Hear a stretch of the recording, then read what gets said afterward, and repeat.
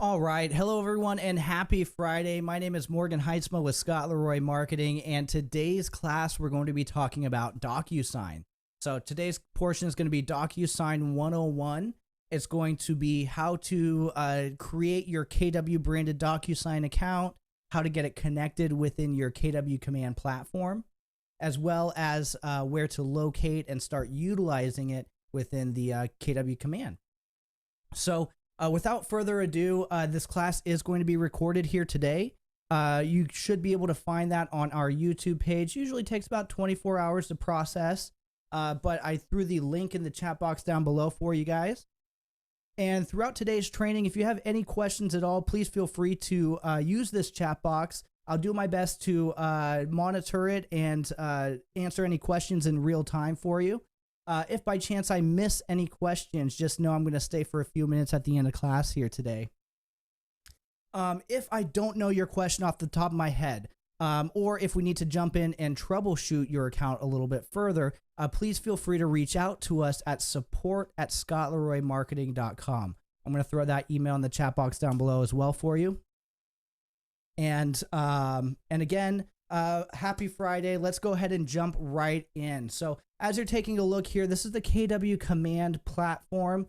If we're thinking about Docusign, Docusign is going to be your electronic signatures. So when you fill out a form or a document, if you need to send it out to a client to sign, you can send it out digitally via email. They can sign it from their computer. It'll be sent back to you, and then you can upload it within your opportunities inside of your KW command.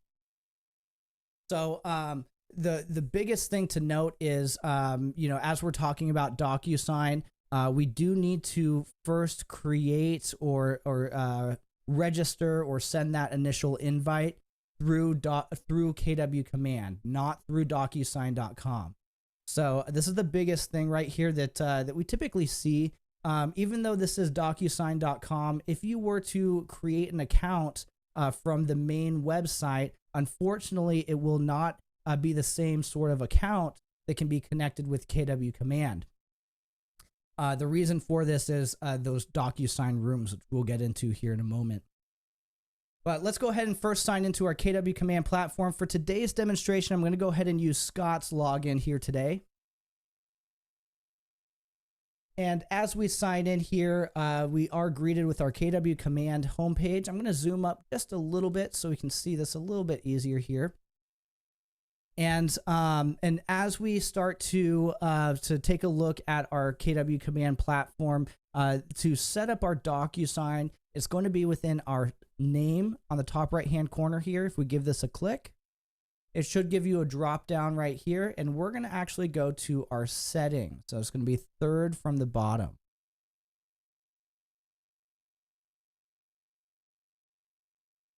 Now, within our settings here, you see that you have a number of different third-party applications that we can go ahead and connect with our KW command platform. So we have Docusign, we have Facebook, we have all these different applications here. You notice up at the very top, this is going to be the category for all the connected apps. So first and foremost, I'm going to disconnect my Docusign here, and I'm going to pretend like this is the very first time I'm setting this up here. I'm going to click disconnect, and where you typically find your Docusign is within the digital signature and transaction section right here. So if we scroll down just a little bit, you'll see digital signature and transaction. So this will be where your Docusign lives. It may also be where Dotloop lives too, if your market center participates in Dotloop. But again, as this is a Docusign class, we'll go ahead and connect the Docusign connection right here. And simply all we need to do to get started is click on Connect Account. So again, sign into KW command, click on your name, settings, and then locate your Docusign, and then click Connect Account right here. So as we're taking a look, you should have a pop-up screen that asks you to fill in your preferred first and last name, as well as your preferred email address. So one thing to keep in mind is that as we're taking a look at this right here, you notice that we don't have an opportunity to fill in a password. So this is going to come in the form of an email to your preferred address right here, asking you to click here to create a password as well as a security question through Docusign.com. So this button right here is what we need to send that registration to have a KW branded Docusign account. Unfortunately, again, if we go to Docusign.com, it will be incompatible to be connected to the KW Command platform. So as we see right here, there's a couple different things that we can do from this point onward. So the first thing that we can do is if we do not have an email set up yet or a KW branded Docusign set up yet, we can put in our preferred email, send that registration. We can go through that password security question, filling that out, and then that should create that account for you. You'll just come back here. There may be one final authorize button just to complete that full circle. The second option right here is going to be if you already have a KW branded Docusign account, you can simply click the login here button and just log in using your email and password. Now, before I click login here, I do also want to note that if you try to use a preferred email that is already connected with, say, a personal Docusign account or a paid subscription Docusign account, that unfortunately will be incompatible to use for your KW branded email. Sorry, for your KW branded Docusign email. So again, if I believe Docusign's registrations all stem from the email address. So again, if Scott Leroy at kw.com, if Scott used this 2 years ago to purchase his house, unfortunately, it may come back with an ugly red error down below here saying that this email address is already associated with another Docusign account. Now, another stipulation right here is going to be teams, right? So if you have a team and you want a number of different team members to connect the same email address, it will also say that this is already connected to another account. So again, even if we create one KW branded Docusign account, it can only be connected to one KW command. So I'm going to click login here. I'm going to fill in my email. morganheitz@kw.com, and then I'm going to click login to Docusign. Now, depending on how long it's been since you were inside of Docusign, I don't believe I logged in right here, so it may give me a pop-up asking me to fill in my password as well. So I'm going to click log into Docusign. You'll see that pop-up right here for me to complete my password. And again, this is the password that we set up when we hit that registration to go to Docusign to complete that password and security question. And now once you connect it says Docusign is now ready and can be found within your opportunities section in command. So if we scroll up before we navigate away from this the settings page here, we'll notice that that our Docusign is connected here. So it does have a connected status. But also, if you ever forget what email address is connected to your KW branded Docusign account, you should have a small little hint right down here. Now, it may not give you that at domain.com, may not give you the at Gmail or at KW. So, so you may be, if your emails look exactly the same, it may be a little difficult, a little tricky. But again, this should give you a good hint on what email address is connected. All right, perfect. So once we have our Docusign account connected right here, we can go ahead and jump into an opportunity and kind of work on our documents here. Now, there's going to be a couple of steps that I'm going to breeze past here, but they're also very important. So I'm just going to take a moment to let you guys know the second step in this would be to create a contact. Now, again, we have full in-depth database classes here for you. So again, just note that there is additional information on how to create a contact, how to tag, how to fill in information. So again, just know that I already have a contact right here, which is myself. So I already have a contact within my database. And the second step to this would be creating an opportunity for this contact. Now, you can create an opportunity in one of two different ways. You can actually create an opportunity within the contacts card right here, simply by clicking on opportunities here. Or you can navigate over to the opportunities page. As long as you have the contact, you can create an opportunity this way as well. Now, again, full disclosure, we have a full opportunities class as well. So again, I'm just going to go ahead and create a quick little opportunity for us to jump into and take a look at our Docusign. So there's full information on all this stuff that I'm running through. Now in this case right here, I'm going to go ahead and I'm going to create a quick opportunity here. And I believe cultivate watch, and this is going to be a listing. So I'm going to have a listing in my cultivate watch section right here. So once we actually jump into this opportunity, it's going to be within the documents section right here. Now, this is where I'm going to slow down just a little bit. I'm going to back out. I'm going to go back to my opportunities here. Once I create an opportunity, all I have to do is find it on this timeline right here. In this case, I created underneath the listings cultivate section.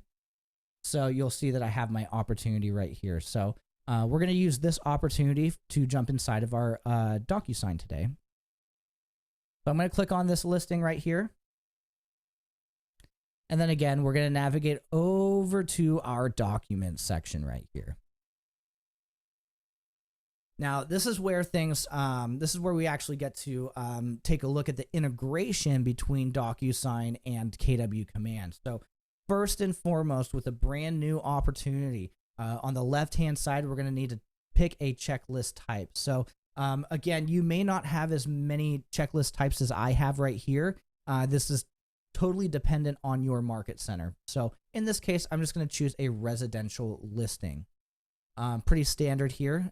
Within the residential listing, I've listed, under contract, and closed right here. And then you have all of the documents that you can drag and drop onto your opportunity to submit to your market center. So, like for example, I have a PDF right here. I can drag and drop it from my computer. It can upload. The status says uploading, and then it says it's uploaded. Once you drag and drop a document to your opportunity, you can submit it to Market Center almost immediately. And then you also have this section right here that says attach files from. So right now we only have the ability to attach files from our computer. This button right above attach files from, this dark gray button right here that says start a transaction, you will only see this button if we have successfully connected our Docusign within our settings right here. If you do not see this button right here, chances are we may need to go back and revisit our settings. But this is an indication that your Docusign is connected to your KW Command. And if you would like to click on this button, it will create a Docusign room for this opportunity. And the best way I can kind of describe a Docusign room, if you're unsure what a Docusign room is, a great example is, you know how we look at our opportunities and you have a listing opportunities, you have buyer opportunities, but then once we go inside of here, each opportunity section has its own card. And this is what you'll typically see within Docusign as well. Docusign will actually have one room for each individual opportunity. So once we jump into that room, everything that we're working on is solely for that one opportunity that we're taking a look at. So that's what the importance of Docusign rooms are, is it really helps segment and connect the Docusign to the opportunity to pull in those documents. So as we're kind of jumping in here, I'm going to click back into my document section right here. Start a transaction. This is going to be dark gray if you have not yet connected a Docusign room.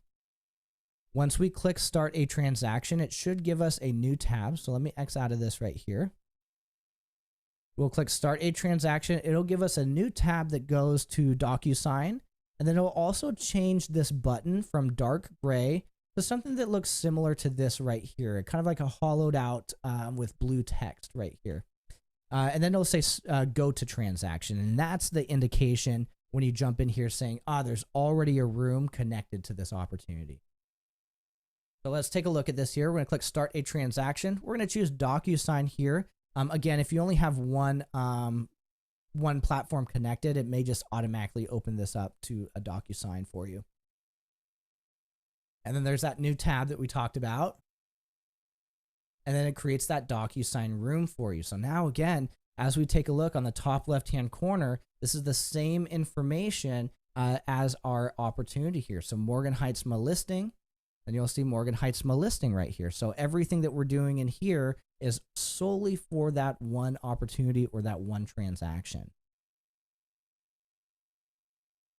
What else is cool, other than seeing that button change, is as we take a look down here, you actually have attached files from computer, and then now you have attached files from Docusign. And within Docusign right here, we may not have the ability to select these options just yet. But the reason for this is Docusign is segmented into what we call folders, like room folders right here. So for example, automatically everybody gets a rooms doc folder right when they create an opportunity. So right when they create a Docusign room. Now it looks like there's a number of forms in here already for us. Now if I take a look right here and click on this working folder, you'll see room docs right here. So now once I actually select a folder from that Docusign room, then that will allow me to select any of the signed forms or documents that are within that folder. Now I have documents, but none of them are signed just yet. So again, it won't show me any options unless they are signed and completed. But one other thing to kind of keep in mind is you do have the ability to create a number of different folders right here. So if I click on actions right here, I can add another folder. And for example, if I want to use this folder as all the signed documents, I can click on signed right here. So all my signed documents are going to go right here. All the documents that I'm currently working on are going to be in my room doc. Now when we take a look right here, we'll just refresh the page just to kind of load in that information that we just updated. And once we refresh, if you click on the drop down of your working folder right here, you'll see that you have your room docs as well as your signed. So now we can toggle between all the different folders that we want to create. Maybe we want to create a signed and a working folder, right? Maybe we want to create 3 different folders, one for listed, under contract, closed. So this will really depend on how you want to organize your folders. Taking another look over here, and I'm just going to go ahead and delete that signed folder that we were talking about. Once we take a look at these forms that are inside of our Docusign, keep in mind that some forms may not populate automatically in here. More often than not, it may just be a blank room that you have that you will pull forms into. So, so again, if this is a blank room for you, right when you selected this, that is to be expected. But giving this a click right here, how do we find these forms to be able to fill out? There's going to be a couple different things to note. The first thing, before we navigate away from this page right here, is the top right-hand corner, this blue add button. If we give this blue add button a click, this lets us be able to pull in forms or documents from a number of different locations. So we have our computer, Docusign forms, zip forms, and then a number of different like storage, third-party storage, digital storage platforms. If we go ahead and give Docusign forms a click right here, this is going to be where all of your market center and board forms live. So again, for example, if I needed to pull in a form, I can give this a click right here. I can add selected, and I should be able to pull it into my room right here. Now, again, giving this a click right here, you also have zip forms. So for those of you who are in California, or for those who are in areas that use zip forms, if we connect our zip forms, we can go ahead and pull forms from our transactions folders as well as our library. So I believe documents that were currently in the process of being worked on, as well as just blank document.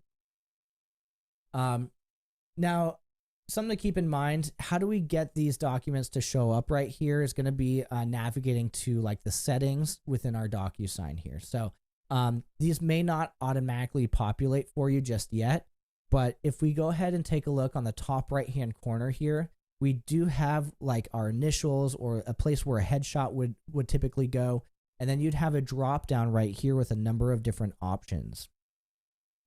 Now, to help get us a little bit more familiar where we're at in DocuSign right here, first thing to keep in mind is on the top left-hand corner here, we have our dashboard, rooms, inbox, and my document.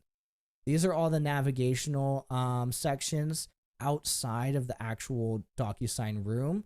So again, if I wanted to say click on rooms right here, this will show all of the different rooms that I'm participating in. If I were to click on the actual DocuSign room right here, Morgan Heights listing, this is for that opportunity that we were taking a look at right here. So you have one menu bar up top here. The second menu bar is going to be down below right here. And if you can kind of see, again, it kind of takes the same name as your opportunity. So Morgan Heights listing, everything down below here. Let me see if I can highlight all the way. Everything down below here is going to be for that actual room. Everything up above is outside of the room. I hope that makes sense. Now, as we're taking a look right here, if we click on our name on the top right-hand corner, we have preferences. And if we click on preferences right here, this is going to be your general DocuSign rooms preferences. This is not pertaining to any specific room. This is just in general. Now, within our preferences right here on the left-hand side, you only have about 4 different options to select, and we're going to actually select integrations right here. And inside of integrations, there may be a number of different things that you see right here. The first thing that we want to take a look at is you may have a blue button that says Add Provider. You may not have something that says Company Forms right here. You may just have this big blue button that says Add Provider. If you give Add Provider a click, you'll see all these different NRDS or associations that you can connect with. And on the bottom right-hand corner here, it's a little small to see, but it also says Continue to Company Forms without validation. If we give Continue to Company Forms without validation a click right here, this will pull in your Market Center form. So we're going to want to do that. We'll give this a click. Then it'll pull in your Market Center forms, and it'll typically say Company Forms. So I pulled in my Market Center forms right here. For your Realtor Association, I'm just going to go ahead and give the NRDS a click. We'll go ahead and enter in our NRDS number, our last name, as well as our association.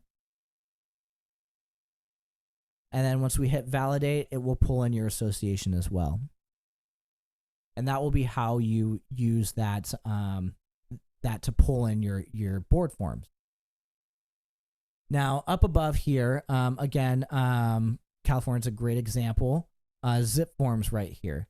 If you don't have, the Realtor Association, if you use zip forms right here, all we have to do is click on this arrow on the right-hand side. Use our zip forms username and password. Once we hit save right here, it should be connected for you. And again, once you go into your documents inside of your room right here, you should have the ability to select zip forms, and you won't have to sign in every single time you create a room.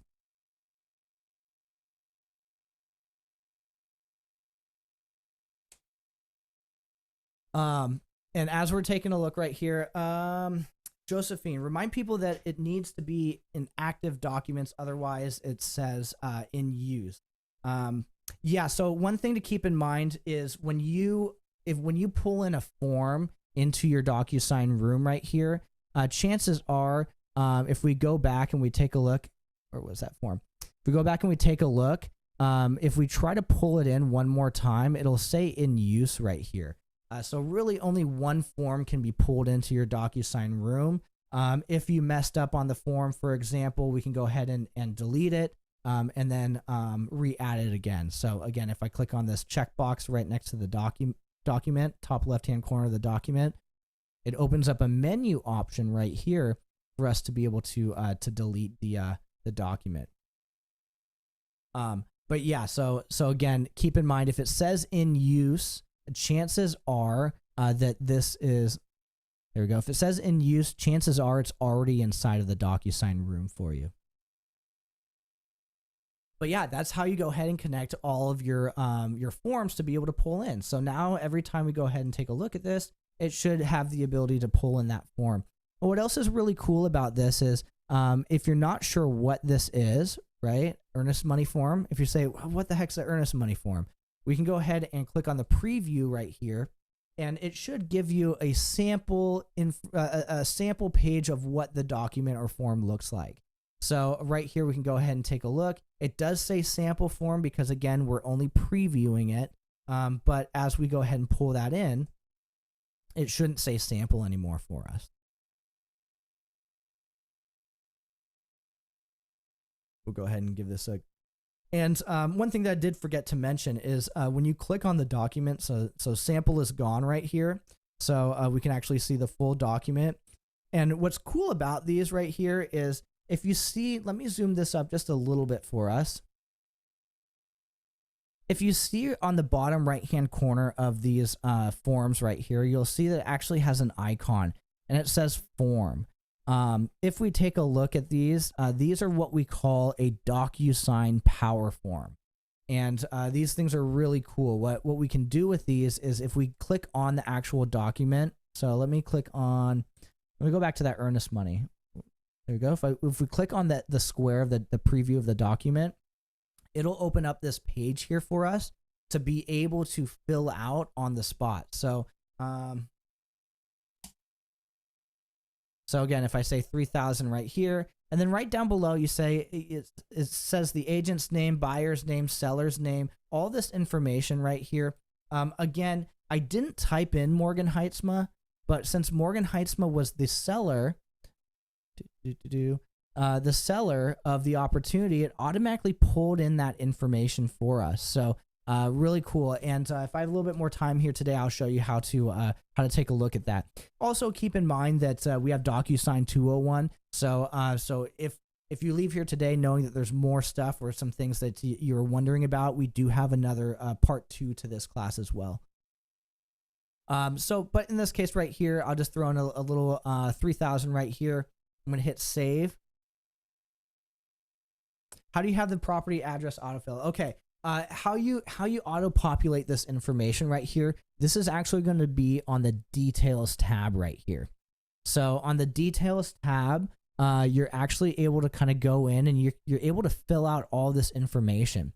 So you see seller 1 has my information right here. This is because it pulled from the opportunity. So whatever we fill in on this opportunity, so we'll go back to this details section. Whatever we fill in right here, you see that it says synced. If we adjust anything, we can resync the transaction, and then it'll update this information in the details for us. Then it'll also update the information on the documents. So pretty cool. So great example is, let's go ahead and, let's see. I'm going to go ahead and add a property. So if you're working with a buyer, we can go ahead and use this edit pencil right here, and we can add in a property. But with a listing right here, it's pretty cool because they have the opportunity that says select from listings right here. If we select from listings, I'm just going to type in a 123 Main Street.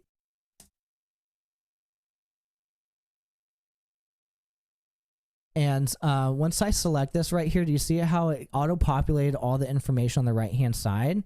It also looks like it automatically synced it as well when we pulled that listing in. So let me refresh the page, just make sure. Nope. It looks like it's edited. So whenever you make changes, this is what it will typically look like right here in orange. All we have to do is sync that transaction. It says room information has been successfully updated. We'll refresh one more time, and you'll see that everything is synced. So this is the magic right here. This is the cool part.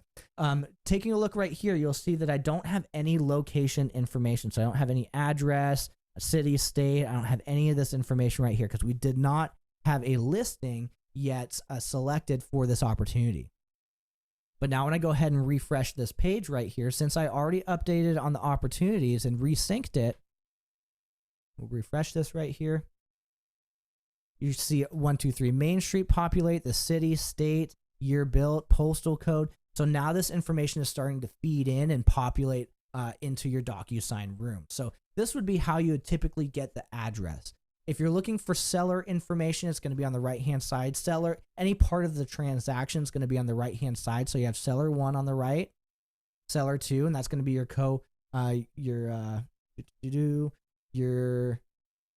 co-seller right here. So if you had a co-seller, it'd be seller 2. And then you have your listing agent 1 right here. Since we're in Scott's login, Scott's KW command, it's Scott's opportunity. So Scott is the listing agent right here. And then you have listing agent number 2, buyer 1, buyer 2, buyer agent 1, buyer agent 2, and then buyer broker 1, buyer broker 2. Now, editing the opportunity and then resyncing, I would say, would be the best choice to make everything consistent and fluent so there's no gaps in any information.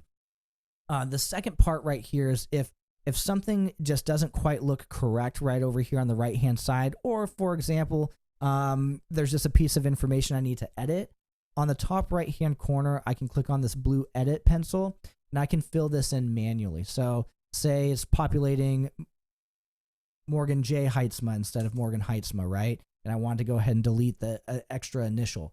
I can go ahead and do that right here. I can hit save, and then it should update all that on the information here. So seller 1, seller 2, listing 1, listing agent 2. So let's create a buyer here. So I'm just going to edit. I'm going to add a buyer here, a fake buyer. I'm going to hit save. And then again, it saved that information right here for fake buyer.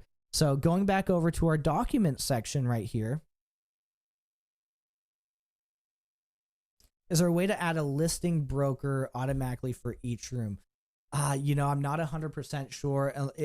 The only way to automatically populate it would be to have the option to fill it out on the opportunity details section. So if there's not a section for, let's see here. Well, you might. Yeah, no. Yeah, I would say take a look here. You may be able to kind of adjust around with this. I've not quite seen a way to add that, but I'm saying maybe you might be able to add another party to the transaction, which might populate that. But again, you may have to add that individually if it's not on the opportunity details page. Okay, so taking a look back over here, I'm not 100%. Let's click on this document right here. Let's hopefully see. Oh, I don't have Texas Association of Realtors, so let's see if I can click back on this earnest money form.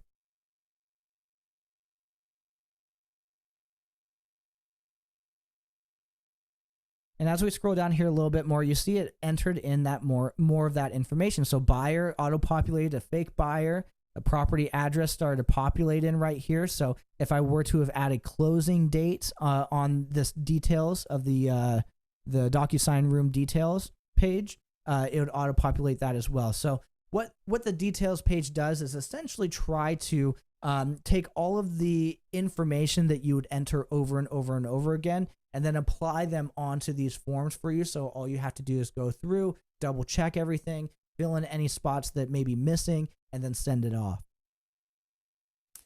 So now as we kind of take a look, we saw kind of how to pull in information onto our DocuSign forms right here. If I'm happy with the way a DocuSign form looks and I want to send it out to get a signature.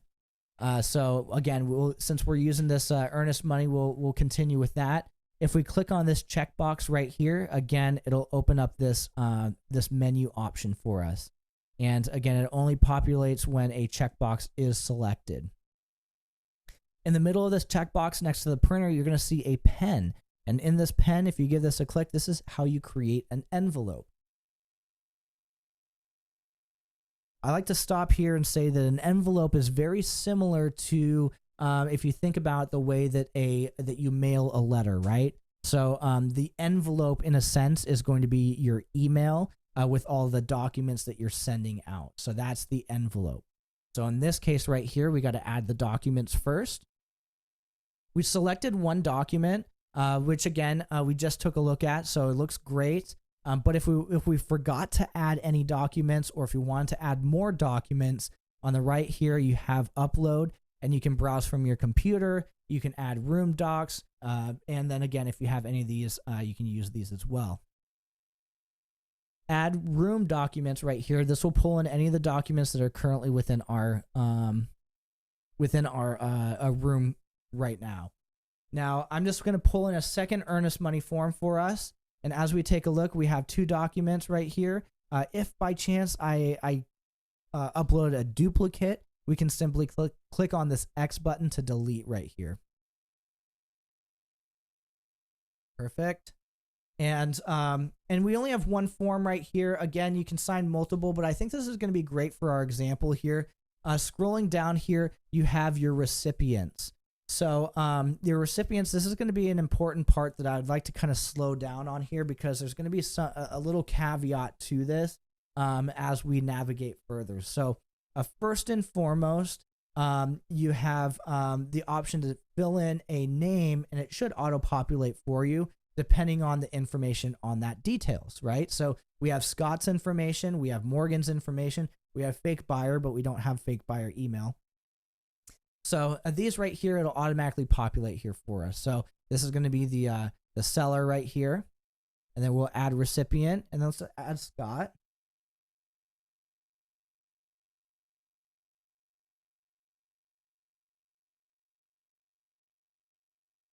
And again, if you have multiple individuals in your database, you have the ability to kind of it'll search for you, so you can just kind of scroll down through here and select the best one. So this all looks great. If we look at this at first glance, whoever you enter in first is going to be signer number one. Once signer number one has completed this document, it's going to be emailed to signer number two. Right next to add recipients, or right below add recipients, you're going to have a checkbox right here that says set signing order. And this is the thing that I kind of wanted to talk to you guys about. When we deal with technology, right, and when we deal with digital stuff, there are some instances where things don't quite work the way that we intend them to. In this Docusign right here, I believe this is probably one of those small little weird glitches, but it's so important, especially if you're adding multiple recipients. So we'll add one more right here. You'll see you have signer number one, signer number two, and then signer number three. Taking a look at this right here, if we start moving and adjusting this, there may be a situation where these signing orders may get messed up. So now instead of signing order number one, number two, number three, I have signer one, signer three right here, which could cause a technical issue when sending this out to your clients to sign in a linear fashion. So, so something to kind of keep in mind. If you go through here and you start adding or you start moving around, I would just jump in here and just manually adjust this so it fits accordingly, okay? Again, I don't expect this to be a forever issue, but something especially to be mindful of if you're sending it out to multiple clients for signatures. In this case right here, I'm just going to go ahead and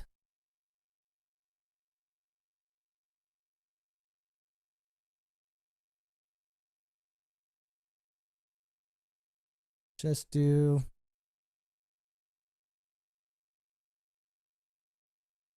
name it email.com right here. And then scrolling down below, you have your message. And this is what your email is going to, this is what the internal message when somebody clicks on the email to sign. So, so subject line, again, if you're reading your emails, every email has a subject line. So again, Docusign does a pretty good job of filling this in for you. But again, if you wanted to add any additional context, a need back by Thursday, anything like that, you can add that in in your email subject line. You also have an email message up to about 10,000 characters. Again, Docusign does a great job of having a nice button for them to click to sign. So there's not anything too much that we need to add, but if there's any additional context, again, you can add some more details there. Once we're happy with the way that our kind of email looks, right, or our envelope, we can click on next on the bottom corner here. If you wanted to kind of save this where you're at, on the top right hand corner, we do have our actions. We can save and close, or we can just discard this completely. But we'll go ahead and click on next right here. And then this is where we're actually going to go to add this information for our clients to fill out. So first and foremost, let's orient ourselves here. So the left-hand side is going to be all of the buttons or all the actions that we can apply to the form. The right-hand side are going to be all of the options for the action.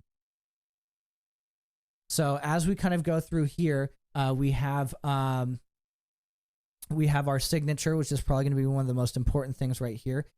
So we can drag and drop a signature over.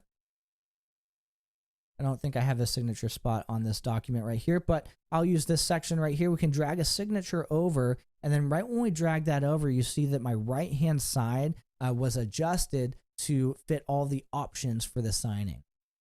So one of which is going to be pretty important is this going to be a required signature, or is this going to be an optional signature?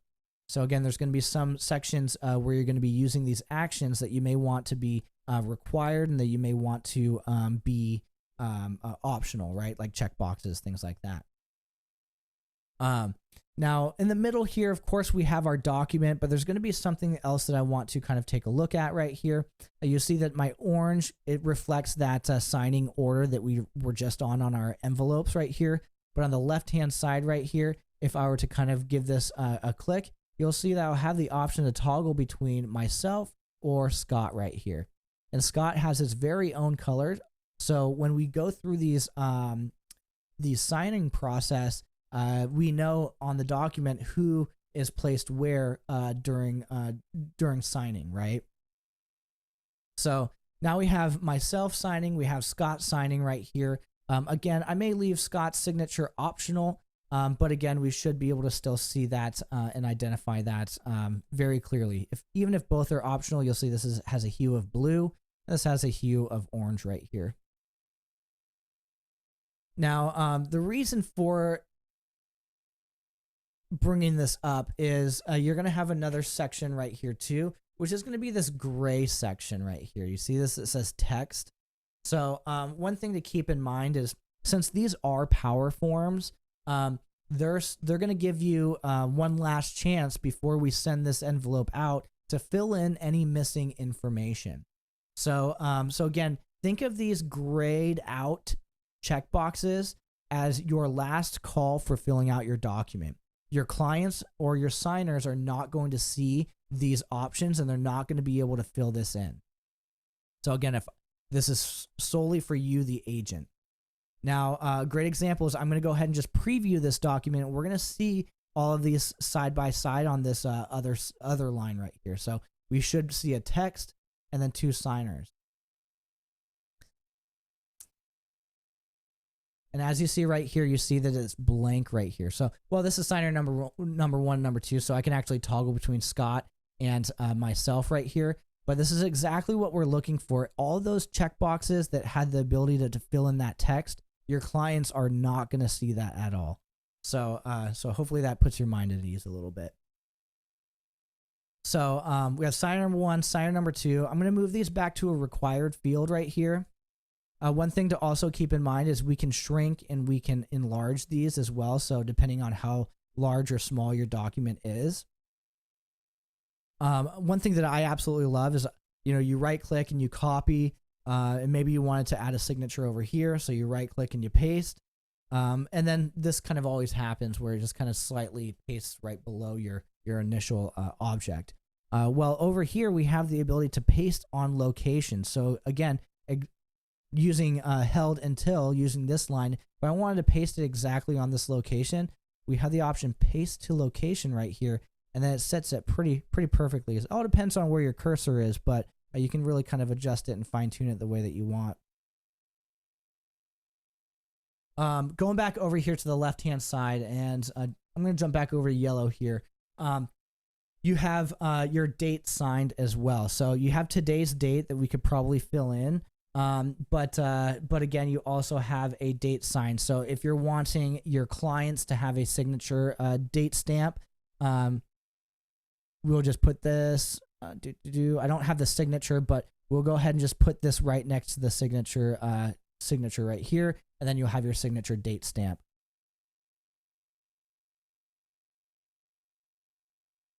How do you cross out something if needed and put initial by it? So in this right over here, you should have a simple initial option right here.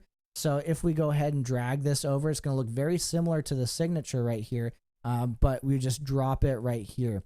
As far as a cross out, I'm not 100% sure. I would take a look and see if you might possibly be able to either resend the envelope and have it adjusted that way, or see if it's, yeah, that may possibly be the best way, is just kind of correcting the envelope first and then sending it back out with the initial instead of the signature.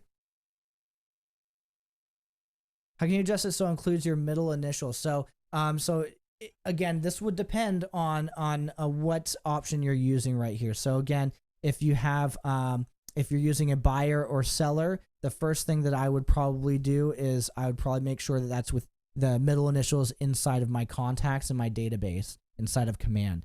If this is for you yourself, as the signer, you should be able to go into your Docusign settings and be able to adjust your name. So I would probably do, on my first name line, I would probably do Morgan J, something similar to that. And then last but not least, you do have these optional text boxes as well. So you can go ahead and put that middle initial in there if you'd like. Okay, let's jump back in here. Josephine, we'll go ahead and cover that, especially before you leave here today, so you know how to download your documents and put them into either your computer or your opportunities. As we're taking a look right here, just note that there's a number of different drop downs or tools or actions for you. Drop down right here is another really cool one. So again, the color is dependent on who gets to use it. But again, once I drag this over on the right hand side, we have another set of options here for us. So right here, as we see this list, it kind of automatically opens us up into the list options right here. The default option is just going to say select. And then if we click on edit values right here, we can add our options. So we can add option number 1. We can add option number 2. We can add option number 3. We can hit save right here. And then if we double click it, we can actually view in real time what your clients are going to be able to see when they sign this. All right, as this looks pretty good so far, again, if you click on an object and you want to delete it, we can just hit this backspace right here. Again, this may be before it gets sent out for signatures, right?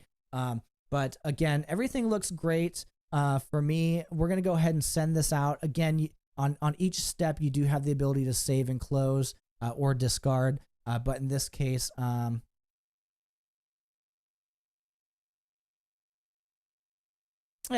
let's go ahead and send it out. So I'm not 100% sure on what email I use. I think I used the fake email. But again, it's also good to kind of note that we can kind of see what an envelope looks like when we send it out to get signatures. So taking a look right here, again, just to reorient ourselves, here's the document tab right here. And then since we're below our opportunity information, this is everything within that opportunity. So we're just going to travel over to envelopes right here. And then you'll see all of the different envelopes that are either waiting for others, currently signed, that are in draft. So you have a number of different envelopes or options to take a look at.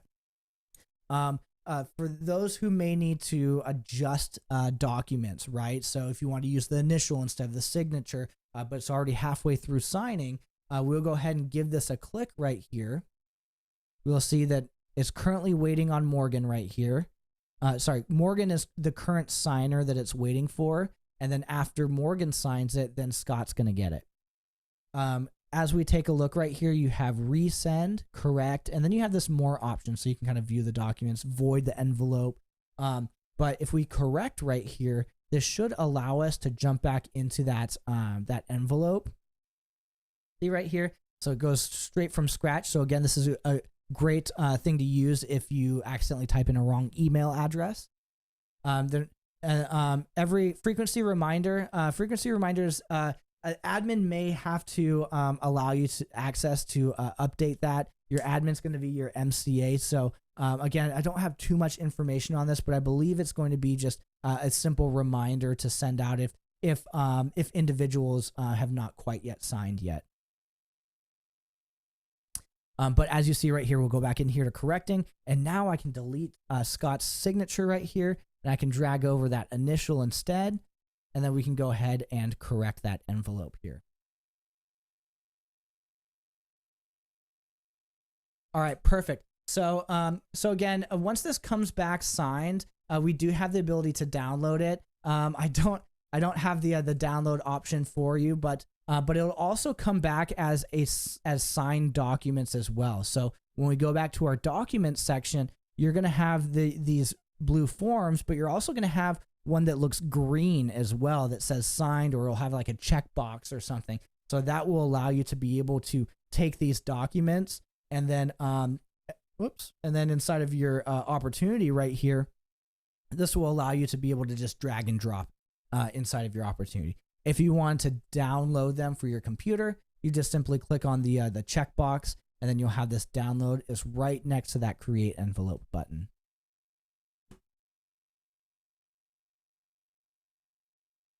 Alrighty. I think that's going to be about it for me here today. I'm going to save some other information over to Docusign 201. But again, if you have any additional questions, comments, just know I'm going to stay for a few minutes after class here today to kind of help address those. And again, please feel free to reach out to us at support@scottleraymarketing.com.